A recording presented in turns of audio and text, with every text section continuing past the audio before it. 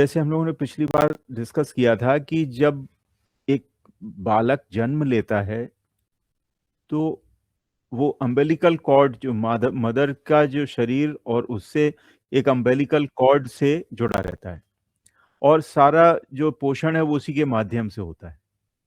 और फिर जैसे ही पार्ट्यूरिशन होता है, मतलब बच्चा जो है वो डिलीवर होता है, तो उसको पहले सांस दिलाई जाती है, जाती है या वो अपने आप लेता है फर्स्ट ब्रेथ। और वहां से जो है जीवन आरंभ होता है और उसके बाद में फिर जो अम्बिलिकल कॉर्ड है, बायोलॉजिकल जो ट्यूब है जिसके थ्रू अभी तक उसको पोषण मिल रहा था, उसको डिस्कनेक्ट कर दिया जाता है। और वो डिस्कनेक्शन और जो यूनिवर्स की जो ब्रेथ उसने पहली बार ली है, वो उसी समय ऐसा समझें कि प्रकृति उसको उस पर एक धर्म आरोपित करती है, धर्म का को अध्यासित करती है। वो धर्म है मानव धर्म। धर्म जो हिंदू मुस्लिम वाला नहीं है कि भैया हिंदू के यहाँ पैदा हुआ है तो हिंदू धर्म, या ऐसा नहीं है। क्योंकि वो मानव के घर में जन्मा है और वो मानव योनि में उसने जन्म लिया है। तो उसी समय जैसे ही वो नाल कटी और उसने सांस ली, वो प्रकृति जो है उसको एक तरह से एडॉप्ट कर लेती है कि ये अब हमारा एक अंश है।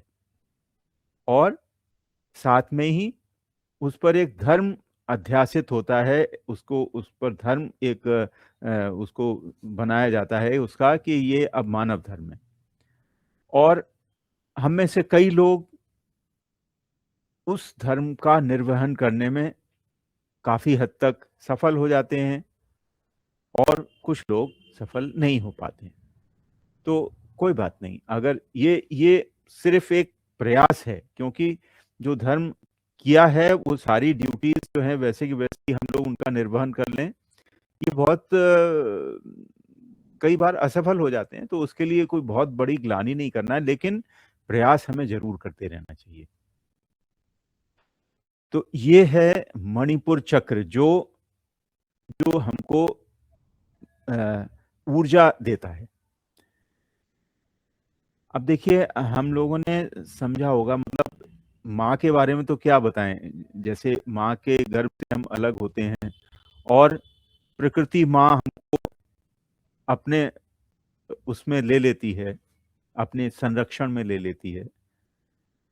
तो माँ के प्रति जो कृतज्ञता का भाव, उस पर तो बहुत सारा कुछ कहा गया है, लिखा गया है और हम सभी को उसका अनुभव है।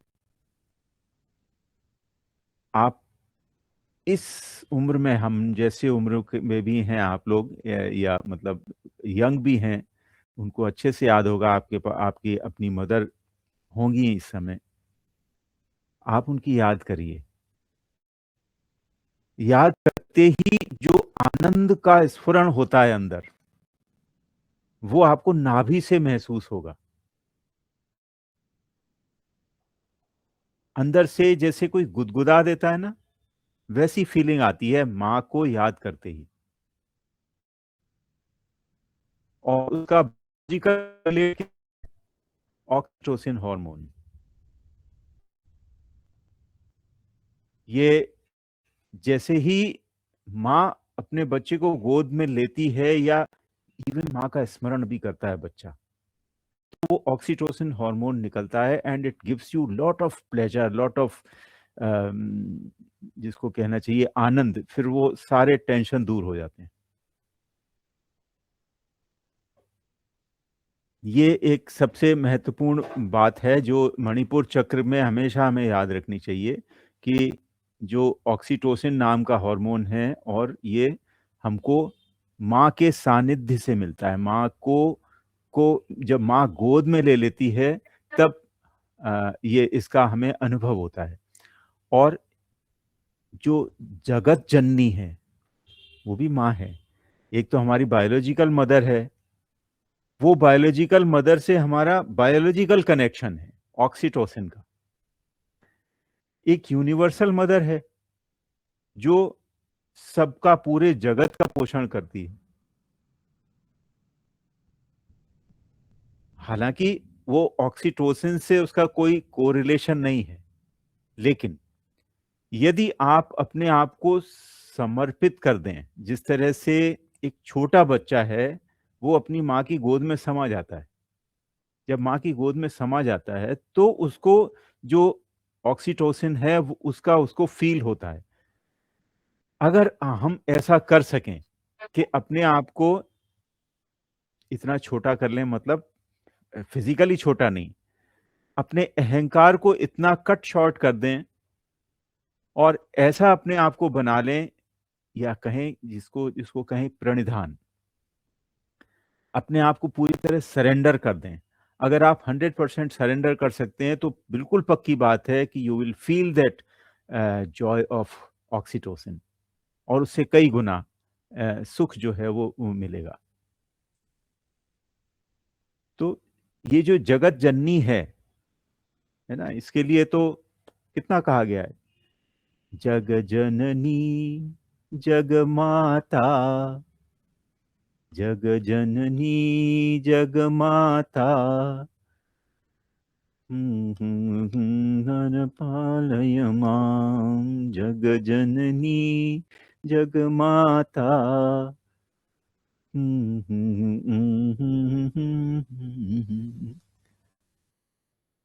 जगत या जननी को जैसे ही याद करते हैं तो अंदर से मन जो है प्रफुल्लित हो जाता है। ये मणिपुर चक्र का एक विशेष एक गुण है। इसीलिए जो इसका आसन है, अगर हमें मान लीजिए हम किसी कारण से उस ऊर्जा से डिस्कनेक्ट हो गए, तो इसका जो आसन है वो हम लोगों ने पिछली बार डिस्कस किया था, वो है धार्मिक आसन। धार्मिक आसन में क्या होता है कि जब हम वज्रासन में बैठ के जिस तरह से बाल आसन या शशक आसन में सामने की ओर झुकते हैं, तो सामने की ओर झुक जाएं और अपनी दोनों हथेलियों से अपने दोनों तलवों को पकड़ लें। अब ये देखिए, ये जो नर्व एंडिंग्स हैं, ये ऐसी एंडिंग्स हैं जो यूनिवर्स से हमको जोड़ के रखती हैं। ये कनेक्टिंग पॉइंट्स हैं। हमारे शरीर की जो परिधि है यहाँ समाप्त हो जाती है और यहाँ से यूनिवर्स से वो जुड़ जाती है। तो ये जो यहाँ पर जो नर्व एंडिंग्स हैं, ये इन नमस्कार करना, या ऐसे ही हमारे जो पैर हैं उनके जो तलवे हैं उनमें भी नर्व एंडिंग्स हैं। तो जब आप अपने दोनों हथेलियों से दोनों पैरों के तलवों को पकड़ते हैं यूं झुक के और पूरे शरीर को ढीला छोड़ देते हैं, वो इतना आनंददायी आसन है कि आप ऐसा लगता है कि कुछ देर और इसमें बैठे रहे। हालांकि हमारा जो डायफ्राम है वो प्रेस होता है, तो उसमें सांस पूरी नहीं आती है, गहरी सांस नहीं आ पाती है, लेकिन थोड़ी थोड़ी सांस भी उस समय बड़ी अच्छी लगती है। तो इस आसन को जब हम करते हैं तो इट्स अ काइंड ऑफ, जैसे भौतिक रूप से आपने पूरी तरह से अपने आप को पृथ्वी को समर्पित कर दिया, जगत जननी को समर्पित कर दिया। तो ये इसका आसन आसन है। और इसका दूसरा पक्ष भी देखें तो जो इसका स्थान बताया गया है नाभि से थोड़ा सा ऊपर, वहां पर इसका बहुत सकारात्मक प्रभाव आता है। वो वहां पर प्रेशर पड़ता है, डायफ्राम जो है वो प्रेशर डालता है, क्योंकि सामने हम झुक गए हैं, तो जो हमारा अपर एब्डोमेन है वो थोड़ा सा प्रेशराइज होता है। तो वो जो स्थान है जो सुनिश्चित किया गया मणिपुर चक्र के लिए, वो उससे स्टिमुलेट होता है इस आसन से। मुक्ता जी कुछ कहना चाह रही हैं शायद। जी सर, मैं पूछ रही थी कि फोरहेड को रेस्टेड रखना चाहिए। हाँ, फोरहेड को अगर जमीन तक पहुंच रहा है तो जमीन से टच कर दीजिए, और अगर नहीं पहुंच रहा है तो जहां तक है वहीं पे उसको बिल्कुल ढीला छोड़ दीजिए, और उसको थोड़ा सा झुकाना भी है जिससे कि नोज जो है ना दोनों घुटनों के बीच में आ जाए आपकी। जैसे वज्रासन लगाए तो दोनों घुटने आपके पास पास रहेंगे, उसके बीच में अपनी नोज को सेट करके और सिर को बिल्कुल ढीला छोड़ दीजिए। आपके मतलब ये फिजिकल उस पर डिपेंड करेगा कि आपका सिर जो है वो नीचे तक जा रहा है या सिर्फ घुटनों तक ही जा रहा है, वटेवर जहां तक पहुंचे। सर आप थोड़ा सा मेरा डिस्कनेक्ट हो गया था, थोड़ा सा रिपीट कर देंगे 2 मिनट का। हाथ की नर्व एंडिंग से आप बता रहे थे, इफ पॉसिबल। हाँ, हाथ की नर्व एंडिंग्स के बारे में ये बता रहा था कि ये जो हमारा जो नर्वस सिस्टम है, ये हथेलियों और इसमें यहाँ पर उनका टर्मिनेशन होता है। जो नर्वस सिस्टम है तो यहाँ पर वो वो ब्लेड्स जैसी बड़े बड़े उसको बना लेते हैं, जो न्यूरॉन्स हैं वो उसके वो बना लेते हैं। तो ये नर्व एंडिंग्स हैं, यहाँ से यूनिवर्स शुरू हो गया, यहाँ तक हमारी पेरिफेरी है हथेली तक, यहाँ से फिर यूनिवर्स शुरू हो गया। अब जैसे ही हम हथेलियों से अपने पैरों के तलवों को पकड़ते हैं तो एक तरह से सर्किट पूरा हो जाता है, जो हमारी जो अस्तित्व है उसको हमने वापस करके और अपने तलवों को से अपनी हथेलियों को छू लिया। तो it's a kind of complete circuit, और हमारा जो शरीर है वो लगभग वैसा ही हो जाता है जैसे गर्भस्थ शिशु का होता है। तो एक तरह से एक फिजिकल कोरिलेशन ये है कि जिस तरह से माँ अपने गर्भाशय में रखती है बच्चे को, ऐसे ही आपने यूनिवर्स रूपी जो माँ है, प्रकृति जगत जननी, उसके गर्भाशय में है आप, ऐसे समझ लें। तो उस समय जो है वो ऐसा कहा जाता है कि जो सोलर प्लेक्सस है हमारा, ये या मणिपुर चक्र जो है, ये अपनी पूरी ऊर्जा के साथ में जुड़ जाता है उससे, पूरी ऊर्जा का उससे फिर दोहन होने लगता है। तो ये इसके लिए जो है वो आसन बताया गया, और इस आसन की जो पोजीशन है ये मैंने आपको एक्सप्लेन करी है कि जैसे वज्रासन में बैठना है, हील्स को थोड़ा दूर कर दीजिए और हील्स के बीच में जो जगह बनी है वहां बैठ के जैसे वज्रासन करते हैं नॉर्मली, और उसके बाद में जैसे शशक आसन में झुकते हैं सामने, तो वैसे ही झुकते जाना है, लेकिन अपने हथेलियों को अपने पैरों के तलवों के ऊपर रखना है, एड़ी के ऊपर या तलवे के ऊपर, जहां तक आपकी पहुंच सके, और कंधे और कोहनी उस समय ढीले छोड़ देना है, और अपने सिर को और फेस को भी पूरी तरह से रिलैक्स करना है, जिससे कि ब्लड का जो सर्कुलेशन है आपकी हेड की ओर हो, फेस की ओर हो, और शरीर को जब आप ढीला छोड़ते हैं तो जहां पिन पॉइंटेड इसका असर आना चाहिए वो फिर आना शुरू होता है। तो ये जो है वो धार्मिक आसन है, ये मुख्य इसका आसन है जो मणिपुर चक्र के लिए रिकमेंडेड है। और इसके बाद में जैसे हम लोगों ने डिस्कस किया था कि कुछ ज्योमेट्रिकल शेप्स भी इमेजिन करी गई हैं। तो जो मणिपुर चक्र की जो ज्योमेट्रिकल शेप है वो है ट्रायंगल, त्रिभुज, डाउनवर्ड पॉइंटिंग त्रिभुज, मतलब इस तरह से कि नेवल से लेके और जो हमारे निपल्स हैं उनको, उनके बीच में ऐसा एक ट्रायंगल बनाना। तो इसकी धारणा की जाती है एक रेड ट्रायंगल जो है, आप लोगों को ध्यान हो जैसे हमारा एक फैमिली प्लानिंग डिपार्टमेंट हुआ करता था, तो उनका निशान था ये red triangle, downward facing triangle. तो वो है इसका मंडल मणिपुर का, तो उसकी धारणा की जाती है, मतलब उसको खुली आंखों से उसको ध्यान से देखें, उसके बाद में बंद आंखों से उसको धारण करें और ध्यान अपना मणिपुर चक्र पर लगा के रखें। तो ये मंडल धारणा है, उससे हमारे जो एनर्जी ब्लॉक्स हैं वो हटते हैं और जो ऊर्जा है वो हमारे मणिपुर चक्र तक आने लगती है। दूसरा जो चक्र का प्राणायाम, जो प्राणायाम वाला पार्ट है, तो इसमें जो प्राणायाम है इसमें हमें सांस को लेना है और लेकर के सांस रोकनी है, अंदर अंदर सांस रोकनी है, यानी अंतः कुंभक करना है, उसके बाद में फिर उसको रिलीज कर देना है। अब ये ट्रायंगल है तो इसमें बाह्य कुंभक नहीं है, तो केवल जब अंतर कुंभक करते हैं तो इसको लोम प्राणायाम कहते हैं। पूरक किया, होल्ड किया, अंतः कुंभक किया और उसका रेचन कर दिया, ये है लोम प्राणायाम। और इसका तरीका ये है कि इसको नाभि से राइट निपल की ओर हमें इमेजिनरी एक लाइन बनानी है सांस को लेते हुए। तो इसमें इक्वल काउंट में भी कर सकते हैं, जैसे 6 काउंट में आपने सांस लेते हुए एक लाइन बनाई from your navel to right nipple. अब राइट निपल से लेफ्ट निपल की ओर हमें सांस को रोकना है, एक ऐसी लाइन बनानी है, 6 काउंट तक हमें उस लाइन को लेफ्ट निपल तक पहुंचाना है, और फिर जब कुंभक पूरा हो जाए, 6 काउंट पूरे हो जाए, उसके बाद में फिर लेफ्ट से वापस नेवल की ओर रेचन करना है। और इसके जो है वो 3 के मल्टीपल्स में हमें रेपिटेशंस करने, 3 के मल्टीपल्स में।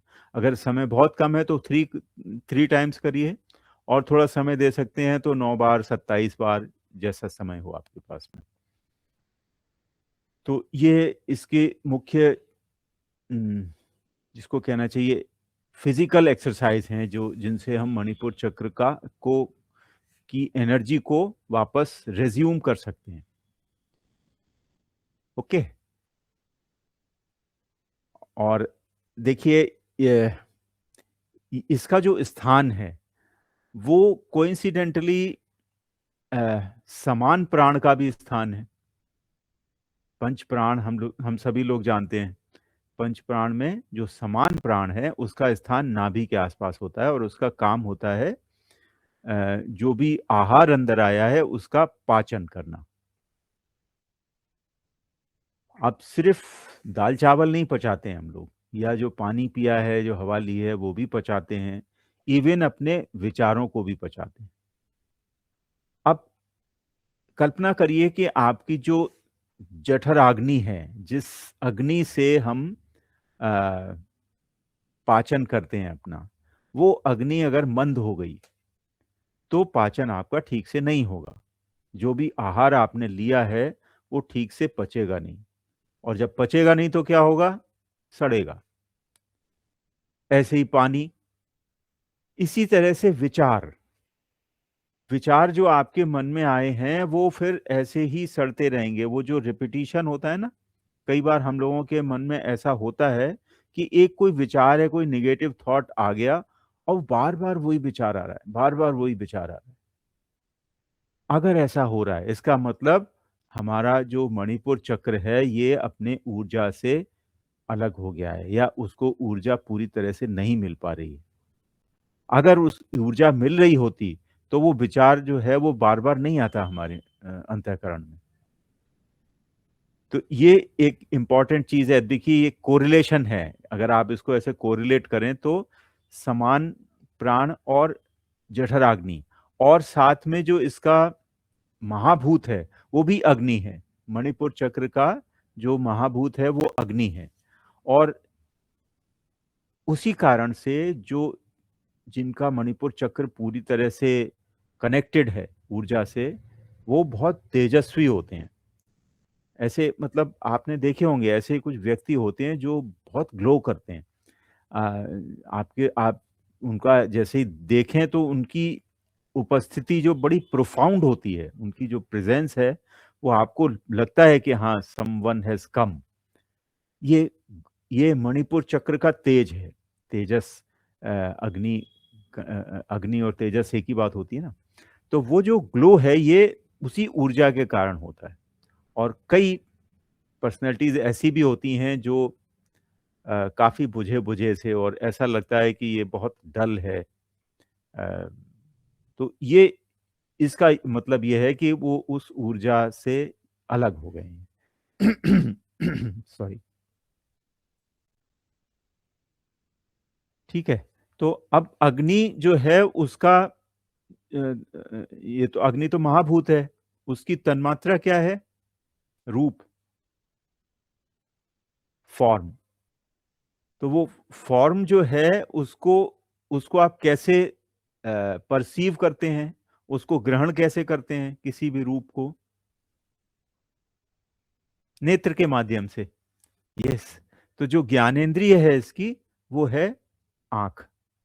और ये भी बड़ी देखिए, एक तो फिजिकल आई है जिससे हम कोई चीज देख लेते हैं, सामने कुछ चीज है, उसकी लाइट अगर हमारी रेटिना पे पड़ी तो एक उसकी इमेज बनेगी and we will see it. लेकिन बहुत सी ऐसी चीजें होती हैं जो केवल फिजिकली देखने वाली नहीं होती, है ना। उसमें ऐसे मतलब चॉइसेस करनी पड़ती है आपको कि कोई कोई अ, अ, जैसे देखना और दर्शन में जो अंतर है। आप जैसे मंदिर जाएं या कहीं ऐसे ऐसी जगह जाएं जहाँ पे आपको कुछ वो पूजा करनी है, पाठ करनी है, तो मंदिर में जाके हम भगवान के सामने खड़े होते हैं तो देखते भी हैं, लेकिन फिर जब दर्शन करना होता है तो आंखें बंद कर देते हैं। तो जो देखने में और दर्शन में अंतर है, वो मणिपुर चक्र की जो मुख्य ऊर्जा है, जो सूक्ष्म ऊर्जा है, उसमें वही अंतर है। केवल फिजिकल विजन की, केवल भौतिक रूप से देखना ही इसका काम नहीं है। किसी भी चीज का पूरा दर्शन करना, उसको अच्छे से समझना, और जब तक आप उसको अच्छे से समझेंगे नहीं, यानी दर्शन नहीं करेंगे, तब तक आप चॉइस नहीं कर सकते, आप चूज नहीं कर सकते कि आपको ये काम करना है या नहीं करना है, नौकरी छोड़नी है या नहीं छोड़नी है, शादी करनी है या नहीं करनी है, भोजन करना है या नहीं करना है, टॉयलेट जाना है या नहीं जाना है। छोटी छोटी चॉइसेस हैं, लेकिन इसमें उस विवेक की आवश्यकता है। वो विवेक, या इसको ऐसे कहें अंतर्दृष्टि, जो अंतर्दृष्टि है, वो जो ऊर्जा है, ये मणिपुर चक्र की ऊर्जा है। और जब मणिपुर चक्र की ऊर्जा जो है वो होती है, तो वो अंतर्दृष्टि हमारी इतनी दृढ़ होती है, इतनी सशक्त होती है कि हमें दो चीजों की बीच में भेद करने में, चूज करने में कभी कोई प्रॉब्लम नहीं आती, और हम हमेशा राइट चॉइस करते हैं। जब आप राइट चॉइस करेंगे तो आपको कोई समस्या नहीं आएगी। जो भोज्य पदार्थ हैं, जो जो खाने योग्य हैं, उनका आप चयन करेंगे कि हम ये खा लेते हैं। जब ऐसा चयन करेंगे तो आपको, आपके समान प्राण को कोई कष्ट नहीं होगा उसको पचाने में और करने में। अब केवल फिजिकल दृष्टि से देखेंगे, कुछ ऐसा देखेंगे जो सुंदर लग रहा है, ऐसा लग रहा है कि बहुत टेस्टी होगा, भले ही वो अंदर से फास्ट फूड कचरा या जो भी जंक फूड है, उसको अगर आप चूज कर लेंगे, इसका मतलब आपकी जो मणिपुर की जो ऊर्जा है वो ठीक से आपको सपोर्ट नहीं कर रही है। तो ये जो समान प्राण है, ये इसका सीधा कोरिलेशन है। और देखिए कुछ और भी क्रियाएं हैं, जैसे हम लोगों ने पिछली बार भी डिस्कस किया था कि ये हमारा नाभि जो है ना, सूर्य चक्र भी बोलते हैं इसको, सूर्य चक्र। और यहाँ पर चंद्र यानी सोम, तो जो सोम से रस आता है, जो अमृत आता है, सोम रस, वो फिर हमारे सूर्य में आगे भस्म हो जाता है। और इसी कारण से, ऐसा हठ योग में कहा गया है कि इसी कारण से हमारी ये शरीर का चरण होता रहता है, एज होती है। और उसमें ये भी है कि अगर आप विपरीत करनी का अभ्यास करो, विपरीत करनी में क्या होता है कि जो ये उल्टा हो गया, अपसाइड डाउन, ग्रेविटेशनल फोर्स से जो जो आपका जो सोम रस है, वो अब अगेंस्ट ग्रेविटी तो जाएगा नहीं सूर्य पर भस्म होने के लिए। तो इसलिए जो है वो उतनी देर, जितनी देर तक आप विपरीत करनी में रहते हैं, उतनी देर तक वो सोमरस बचा रहता है, सूर्य चक्र पे जाके भस्म नहीं होता है। तो ये एक हठ योग का वो है। आप देखिए, ये बड़ी इंपॉर्टेंट चीज है कि ऊर्जा है हमारे शरीर में, और ऊर्जा के जो प्रकार हैं वो भी अपोजिट हैं। जैसे जो सूर्य चक्र है, ये हा है, हा, और जो चंद्र है वो ठा है, दोनों अपोजिट हैं। दोनों की जो क्वालिटीज हैं एकदम विपरीत हैं एक दूसरे से। और हमारा चैलेंज क्या है, हमारे लिए चुनौती क्या है, कि उनको एक एक जगह लाना, एक इकट्ठा कर देना। इसीलिए हठ योग है ना। तो ये जो है, ये हमें यहाँ मणिपुर चक्र से ये भी चीज पता लगती है। अब देखो करते कैसे हो इसको। तो जो, अब जैसे प्राण है, प्राण का क्या काम है, बाहर से ईंधन को लाना, बाहर से जो आहार है उसको अंदर लाना, ये हमारे लिए पोषण का काम करती है प्राण। और सामान का काम है उसको, उसकी चर्निंग करना, उसका पाचन करना, और जो भी अंदर आया है उसको छोटे छोटे हिस्सों में बांट के जो सार चीजें हैं वो रखना। और फिर अपान का काम शुरू होता है कि जो गैर जरूरी चीजें हैं, अपशिष्ट है, जिसका जो टॉक्सिक है बाहर जाना चाहिए। और वो टॉक्सिन्स में नॉट ओनली अवर फिजिक, मतलब केवल भोजन वाला अपशिष्ट नहीं, भोजन या पानी वाला अपशिष्ट नहीं, उसमें हमारे विचार भी हैं। बहुत से टॉक्सिक विचार होते हैं जो मन में समान की कमी के कारण या मणिपुर चक्र की ऊर्जा की कमी के कारण वो बार बार वहां पर पड़ते सड़ते रहते हैं विचार। उनको भी बाहर लाना ये अपान का काम है। तो प्राणायाम में हम लोग क्या करते हैं, जालंधर बंद लगाते हैं। जालंधर बंद लगाने से क्या होगा, हमारा जो प्राण है वो ऊपर जाके लूज नहीं होगा। और फिर मूल बंध लगाते हैं उससे, जिससे कि अपान जो है वो नीचे की ओर उसकी गति है, तो नीचे मतलब वो उसका लॉस नहीं हो। लेकिन एक्चुअल जो अल्टीमेटली जो जो लाभ जिससे होता है वो होता है उड्डयन बंध से। उड्डयन बंध यानी मणिपुर चक्र को आपने प्रेस कर दिया, आपने तीनों बंद, मतलब दोनों बंद आपके लगे हुए थे, आपने उड्डयन बंध भी लगा दिया।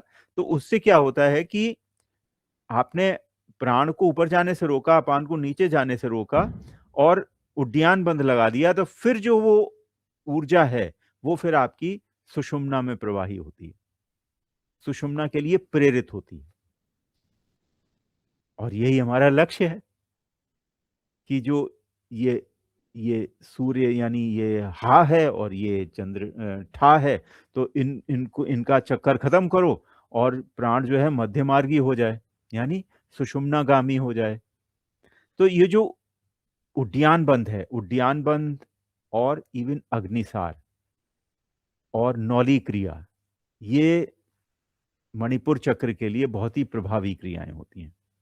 उड्डयन बंध आप तभी लगाएंगे जब जालंधर बंद, मतलब पूरक करेंगे, उसके बाद में जालंधर बंद करके अंतः कुंभक करेंगे, फिर रेचन, हाँ, उसके बाद मूल बंध लगा लेंगे, फिर रेचन करके उड्डयन बंध भी लगा लेंगे। तो ये जो त्रिबंध की स्थिति होती है जिसमें बाह्य कुंभक में, उड्डयन बंध बिना बाह्य कुंभक के हो ही नहीं सकता, बाह्य कुंभक में ही होगा। तो वो स्थिति जो है वो हमको ये जो दायां और बायां स्वर है इनसे ऊपर उठा के मुक्त कर देती है, मध्य मार्गी। ये जो है वो मणिपुर चक्र की ऊर्जा, अगर वो हमारे लिए उपलब्ध है तो ये आसान हो जाता है हमारे लिए। ओके, सो ये हो गया। अब देखिए इसका जो कर्मेंद्रिय है हमारा गुदा, पायु, जिसमें एक्सक्रीशन का है। अब देखिए वो उसको इसीलिए शायद कोरिलेट किया गया है कि जो समान का काम है। हाँ, चिंतन कुछ कह रहे हैं, बताइए। सर, जो आप त्रिबंध की स्थिति बता रहे हैं वो कहीं पे जो हमारे हठ योग में भी यही बोलते हैं ना हम, कि प्राण और समान को मिला देते हैं तो हम जो स्थिति बनती है वो स्थिति की बात चल रही है ना। हाँ हाँ हाँ ये प्राणों को हम मतलब ऊर्ध्वगामी करते हैं जिससे कि वो मिल जाए आपस में। हाँ हाँ, नहीं, प्राण जो है ऑलरेडी ऊर्ध्वगामी है, हाँ, उसको ऊपर जाने से रोकना है, तो अच्छा। जालंधर बंद लगा लिया।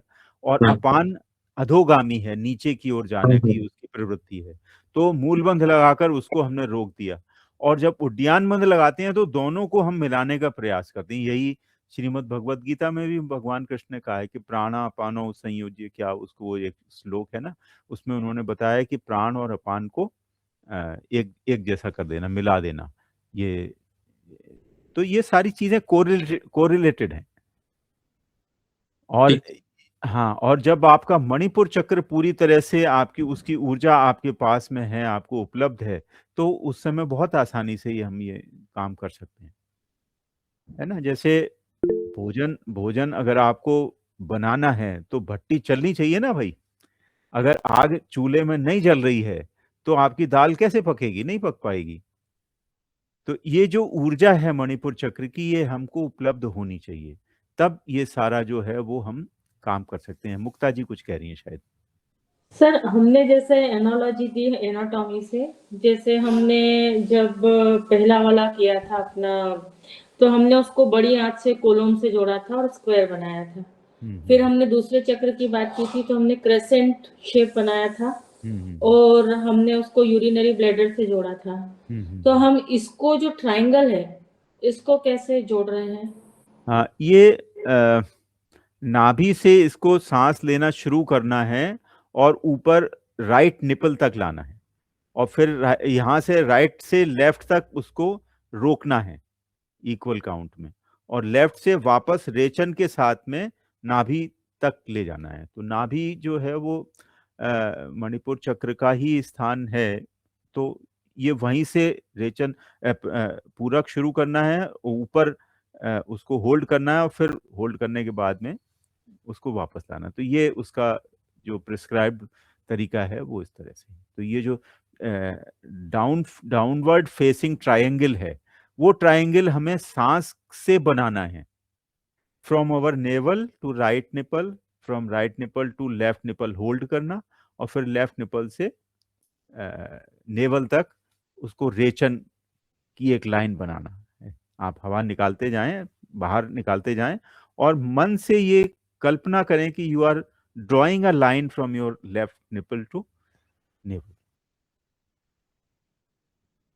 थोड़ा सा अभ्यास चाहिए इसके लिए और ये हम लोग करेंगे, हम लोग मिलके करेंगे। अभी हम लोग थोड़ा सा इंट्रोडक्टरी पार्ट कर रहे हैं जिससे कि एक एक चक्र की जानकारी हो जाए हमको, फिर इसके अभ्यास जो है वो मिलके करेंगे तो फिर जो भी कंफ्यूजन है वो दूर हो जाएंगे इसमें। ठीक है, ओके। सो इसकी जो कर्मेंद्रिय है वो हम लोग डिस्कस कर रहे थे कि कर्मेंद्रिय इसकी पायु है, क्योंकि अब इसमें थोड़ा सा ही कंफ्यूजन ही हो सकता है कि भाई जो मूलाधार है उसका हमने जो स्थान ये समझा था कि ये हमारा पेल्विक की जगह पे है, तो इसका वो होना चाहिए, वो जगह मतलब मूलाधार की होनी चाहिए। लेकिन इसको उनके फंक्शन के हिसाब से, जैसे कर्मेंद्रिय मतलब उनका कर्म क्या है, तो जो कर्म है पायु का कर्म जो है वो समान प्राण का जो काम है उससे रिलेटेड है, मतलब जो ऐसी चीजें जो काम की नहीं है उनको बाहर निकाल देना। तो इसलिए जो कर्मेंद्रिय है वो इसकी पायु है ना। और क्योंकि जो हमारा मूलाधार है उसका जो जो महाभूत है वो पृथ्वी है, और पृथ्वी से हम ग्राउंडेड कब होते हैं, ऐसा स्थिरता या ग्राउंडेड फील कब करते हैं, जब दोनों पैरों से आराम से हम पृथ्वी पर खड़े हों या हम उसमें स्थिरता से बैठे हों। तो इसलिए जो लोकोमोशन है जो वो इसकी उसकी कर्मेंद्रिय माना गया है उसको।